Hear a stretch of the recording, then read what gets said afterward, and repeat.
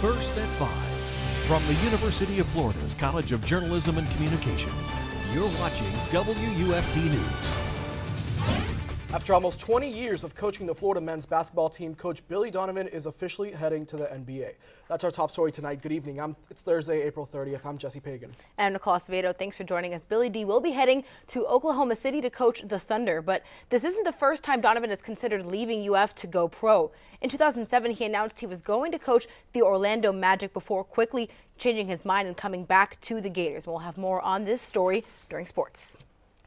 The Department of Children and Families launched a Water Safety for Kids campaign this week to educate parents and their children to swim responsibly. That's right. This campaign was started to try to reduce the number of child drownings. Since 2009, 488 Florida child drownings have been reported to the Florida Abuse Hotline.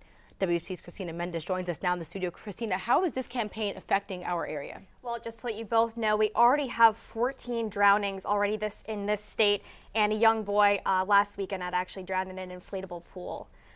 So I spoke with different people around the Gainesville community to see what they're doing to keep children safe around water. With summer months just around the corner in Florida, kids everywhere will be in the water. In preparation for this, DCF says its Water Safety for Kids campaign can help prevent child drownings, the leading cause of death in children in this state. The city of Gainesville provides swimming lessons and water survival skills for infants at what some may find as a shockingly early age. If they fall in the water, a 6-month-old baby can learn how to roll on their back and float. A skill that can ultimately mean life or death for a young child.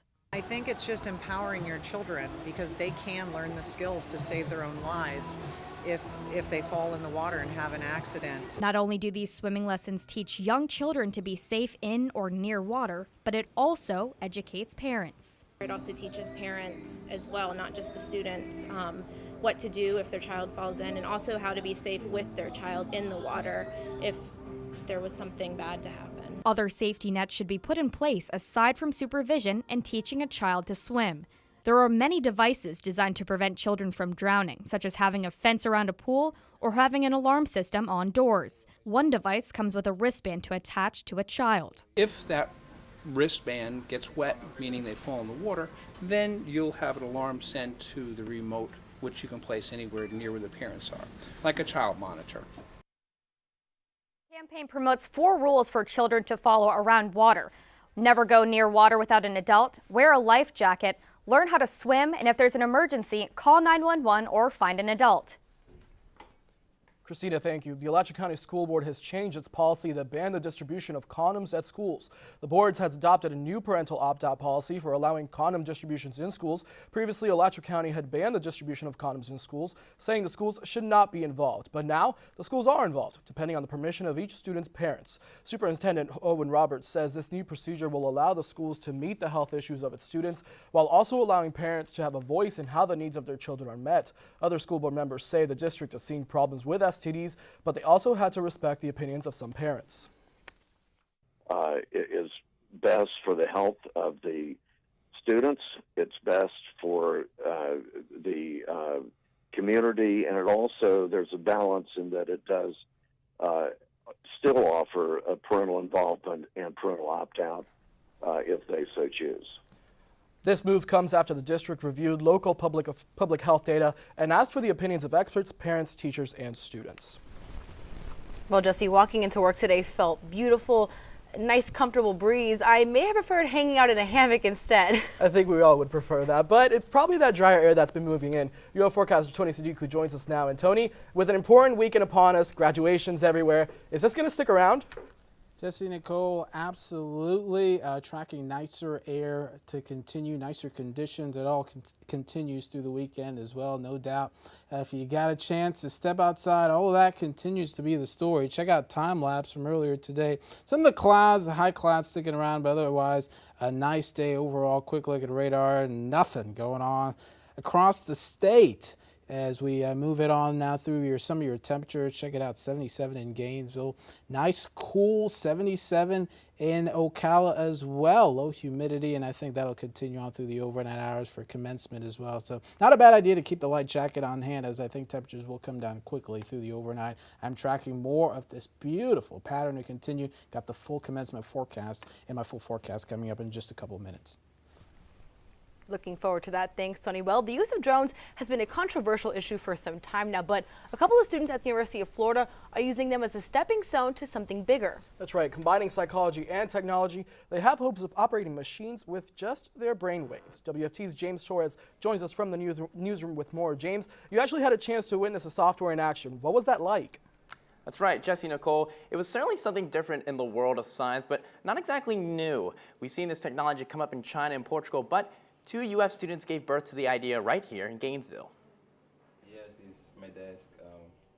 Technology today is advancing just as fast as you can think, and that very idea sponsored motivation for 2 PhD students at the University of Florida. BRI, brain-robot interaction. Controlling electronics through the use of a person's brain. That's the idea that Chris Crawford and Marvin Andujar have, and their first step toward that goal is controlling drones. These two didn't invent the drone, but they created the software that allows a person to tell it what to do based on how they think. A project born by thoughts and now controlled by thoughts. People have been controlling neuroprosthesis with their brains in the medical field for so many years. How about if we start controlling a drone with our brain and things like that to see how that would be good? And that's how we come up with the project. The pair believes since medical advancements can be made through mental processes, why not technological advances as well? And thus, the project was born. Now, due to FAA regulations, the drone can only fly indoors, so the fathers behind the idea chose a long hallway on UF's campus to test their product. And so far, they're receiving positive results. We actually can fly it. We can fly it and we can do things with thoughts. And in fact, we had someone recently use it for the first time, and they were able to get it up and running in a short period of time. So I took an elevator ride down to their hallway where I decided to try it out for myself. Now the headgear that I'm wearing is called a BCI, and it takes my brain activity and turns them into commands for the drone. Now I had to go through some training for this, and during training, a computer took my brain waves, recorded them, and allowed me to determine how I want the drone to move. The training to control the brain-computer interface, or BCI, was not at all difficult and took very little time, but it did involve some concentration. But the level of focus it takes does not come close to the amount of help a brain-controlled drone could offer. A third arm. Yeah. That's the idea. Yeah, to have a third arm. Pretty much the whole idea of brain-computer interface is to help you to have a third arm. This can be an extra arm for anyone, especially people with disabilities. The drone can serve as a companion or a helpful hand to those who can benefit most. But the long-term goal of the BCI is to help the community on an everyday basis. They believe it can help people in the workplace, people at home, and maybe strike something even larger. Another goal would be to study it from the perspective of, it's exercising your brain in a sense. Are there benefits to that? If you use this drone or use your brain with a BCI device, can we discover your brain health? Does it improve your brain health? They're looking to explore these questions and offer answers, but even though they've made so much progress with their research, Dr. Gilbert says there's still a lot of work to be done. It's a first step. It's a huge first step, but that's exactly what it is. To use the drone is a first step to many other directions. And it is like a child project that we see growing up to be something really big in the future. Crawford and Andujar are parents to a project that they hope will grow up to become a fully functional robot, with purposes to assist anyone it can. And one day, they'll be able to remotely control machines with their brains. But the gang is very aware that that day won't land for a long time. Now the students are looking for collaborative efforts with the project. They plan to upgrade the software so more than one user can control the machines with separate BCIs, but that's something they also plan to work on in the future. Reporting live from the newsroom, James Torres, WUFT News. James, thank you. A Florida police officer has resigned after his chief says he mishandled a domestic violence dispute. A mistake, the chief says, cost a victim her life. The Daytona Beach police chief says one of his young officers, who has since resigned, made several mistakes on April 7th that led to a woman's death. The police body cam video tells a story. It shows a man, Johan Cheery, yelling and swearing outside of his apartment and accusing his wife of having an affair. She asked that her husband be Baker acted, as he had been several times before. The chief says that should have been done, but the husband was briefly detained and then released. Locking him up for disorderly conduct was a good solution. You would have got him out of the house for the night. He was agitated, and a lot of other things could have kicked into place. The couple were instructed to sleep in separate rooms. Hours later, authorities say Cheery slept his wife's throat. Their young children found her dead when they woke up from school. Cheery is charged with first-degree murder. And the body of a Citrus County man found dead in a hot tub has now been identified. Deputies have confirmed the man's identity as Stephen Gorney. Gorney was discovered dead in his own hot tub Tuesday morning after his house had been robbed. 2 teens severely beat Gorney, ransacked his home, stole a van, 2 motorcycles, and some cash. Detectives arrested both teens, and they have been charged with first-degree murder, armed robbery, and 4 counts of grand theft. Well, WFT News First at 5 is just getting started. Coming up, a senator is challenging Hillary Clinton for the Democratic nomination. We'll have more on that race coming up. Plus, amazing stories of survival. People are still being saved in Nepal after almost a week. We'll have those stories and more coming up after the break. We'll be right back.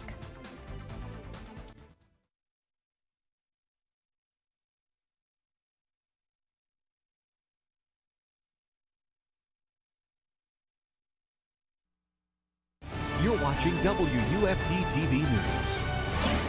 There are now 2 Democrats in the race for the White House. Vermont Independent Senator Bernie Sanders announced his run against Hillary Clinton today. Bernie Sanders won his last Senate race with 71% of the vote, but not many people know enough about him in liberal Vermont. Now he's entering the national stage. We can't continue having a nation in which we have the highest rate of childhood poverty of any major nation on earth at the same time as we're seeing a proliferation of millionaires and billionaires. Sanders is a self-proclaimed socialist independent who will run way to the left of most Democrats. He slammed Clinton for allowing corporate support of her foundation. She welcomed Sanders to the race, saying the focus must be on helping the middle class. We're learning more about the arrest of Freddie Gray, the 25-year-old whose death has led to the current unrest in Baltimore. Police turned over the results of their investigation to the state's prosecutor's office a day early. Investigators revealed the transport van Gray was riding in made a previously unknown stop the day he was arrested.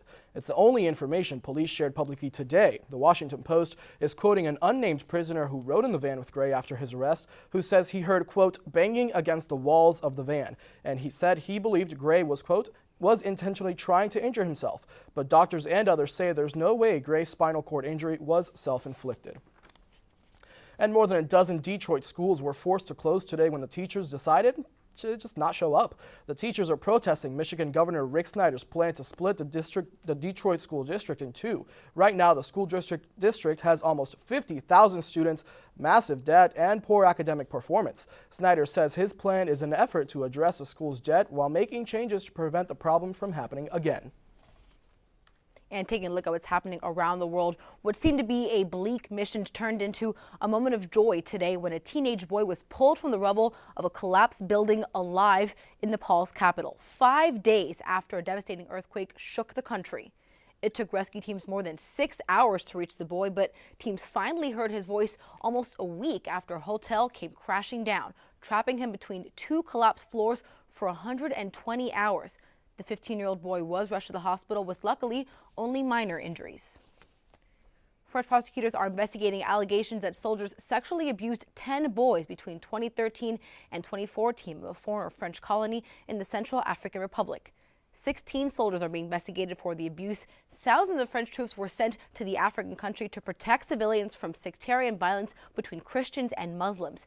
Investigations have been underway since last June, but were only made public yesterday.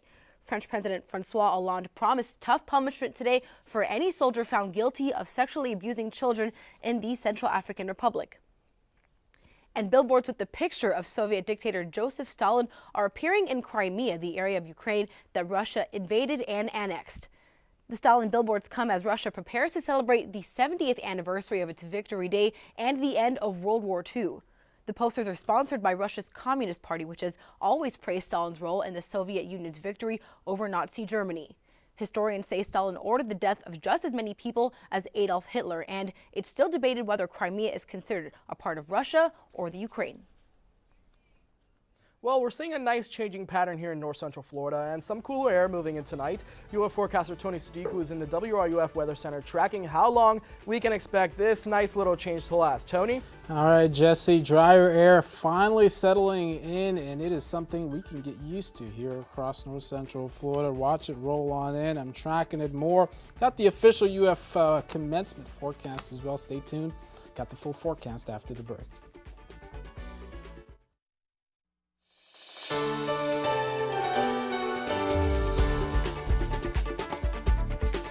How about that weather today? It was nice, wasn't it? It's certainly welcomed here across the Sunshine State. I'm University of Florida forecaster Tony Sadiku, tracking more of the same as we head into the evening and the next couple of days as well. Check out time lapse from earlier this afternoon. A couple of the high clouds, pesky clouds, still lingering around, but that didn't stop the lower humidity and the nice conditions. Temperatures only made it to the upper 70s, so below average for this time of the year, and certainly a nice day for, well, the windows coming down and leaving the AC turned off. That's what Kopelman Weather tweeted us with this nice picture. Thanks for sending this particular one in. I invite you to send in your photos as well. Hashtag weather together, how you are enjoying this much nicer pattern here that we will continue to see over the next couple of days. Commencement for tonight.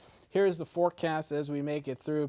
By the time things get rolling on, I'm thinking it will be in the low 70s, but mainly clear skies. But temperatures will be dropping down quickly as reinforcing cooler air makes its way through. So mid 60s probably by the time this is all said and done, low 60s by the midnight hour. So if you're not in the gown, not a bad idea to keep the light jacket on hand. Lows will come all the way down to the lower to mid 40s here in Gainesville, upper 50s rather.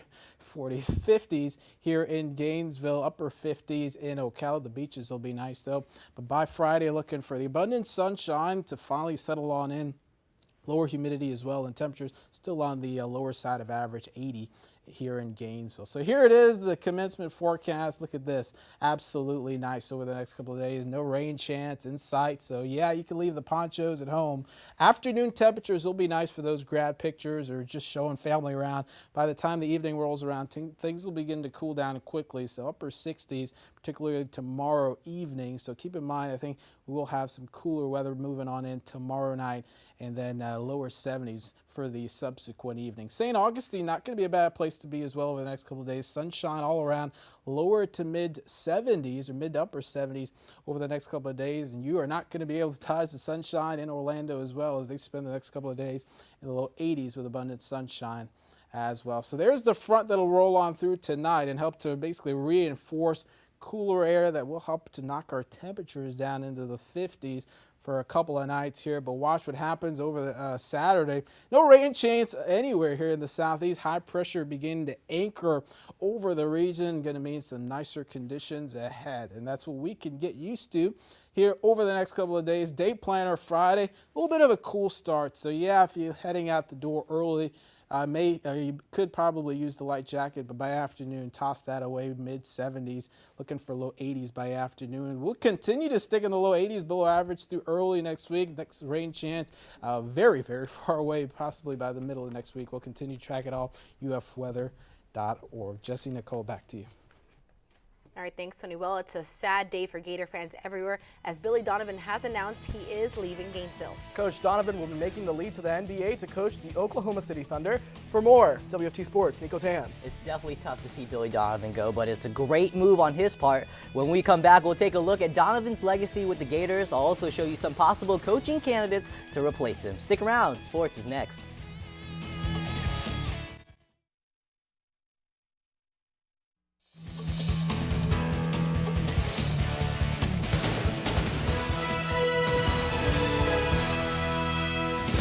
Florida fans root for the Gators in all kinds of weather, but will that include cheering for the Thunder? Welcome back to sports. I'm Nico Tan. It is official after rumors all week concerning the Florida head basketball coach and the Oklahoma City Thunder coaching vacancy. Billy Donovan will be leaving the University of Florida. The UF Athletic Association confirmed earlier today Coach Donovan is stepping down to take the Thunder gig. Yahoo Sports later reported that Donovan would be signing a 5-year deal worth around $30 million with OKC. Donovan inherits a team that has reigning NBA Most Valuable Player Kevin Durant, along with 4-time All-Star Russell Westbrook. Let's take a look at Billy Donovan's legacy at the University of Florida. At 30 years old, he took the job in 1996 and turned a lackluster program into a national contender. He won back-to-back national championships with the Gators back in 2006 and 2007. The last time any team went back-to-back in the NCAA tournament before the Gators did it was in 91-92 when Duke went back-to-back. He took the Gators to the Big Dance 14 times in 19 seasons. 4 of those times, Florida made the Final Four. He also had incredible success in the SEC with 4 conference tournament titles and 6 SEC regular season titles. With Donovan gone, the obvious question becomes, who are some possible coaching candidates to fill his shoes? Here are some names you might want to know as speculation grows about Billy's successor. Dayton head coach Archie Miller is a popular name for the job, according to multiple college basketball writers. Miller took the Flyers to the Elite Eight in 2014 before getting eliminated by none other than the Gators. It's also worth noting that Miller is only 36 years old. Another young coach in mind is Minnesota head coach Richard Pitino, not to be confused with his father Rick Pitino. He's only coached the Gophers for 2 seasons, but he led them to the NIT championship in his first year. Another interesting possible candidate is Wichita State's Greg Marshall. He's had incredible success with the Shockers, headlined by a Final Four appearance in 2013. However, bringing in Marshall would require a lot of money. Marshall just signed a 7-year deal with Wichita State. The Florida lacrosse team is currently battling with Villanova in the semifinal round of the Big East tournament. The Gators cruised by the Wildcats when they played back in Gainesville earlier this month. The current score of the game is Florida 8, Villanova 4. If the Gators hang on to win, they'll face the winner between Georgetown and Villanova in the championship on Saturday. The first round of the NFL draft is tonight, which means that 30 of the nation's best young prospects will reach their dream of making it to the NFL. Lots of people are expecting the Tampa Bay Buccaneers to select Florida State quarterback Jameis Winston with the first overall selection. If he is taken number 1 overall, he will be the highest Seminole ever taken in the NFL draft. Many experts have Heisman-winning quarterback Marcus Mariota being taken next by the Titans, but there's lately been buzz that Tennessee may trade the pick. Gator fans are certainly interested to see where Dante Fowler Jr. goes. Expert mock drafts have him going as high as 3rd to Jacksonville and low as 8th to the Falcons. The draft begins tonight at 8. After surviving Game 7, the Tampa Bay Lightning are moving on to face the Montreal Canadiens in the second round of the Stanley Cup playoffs. With the game scoreless, defenseman Braden Coburn put the Lightning on the board with this beauty of a goal. The Bolts would score again to secure the 2-0 win. It's the first time the Bolts have reached the second round since 2011. Game 1 against Montreal is scheduled for tomorrow night. And guys, once again, it's really tough to see Billy Donovan go, but it was a great opportunity for him. That's right. Even in the midst of all this drama, do you think that this was a good move for Donovan? Oh, it's a move you have to make. He's done as much as he can at the college level, and to inherit a team like the Oklahoma City Thunder, where you have 2 of the top 5 players, it's definitely a move he had to make. Definitely a legacy. Let's see if it keeps running in OKC. All right, thanks, Nico. We'll have more news after the break. Stay with us.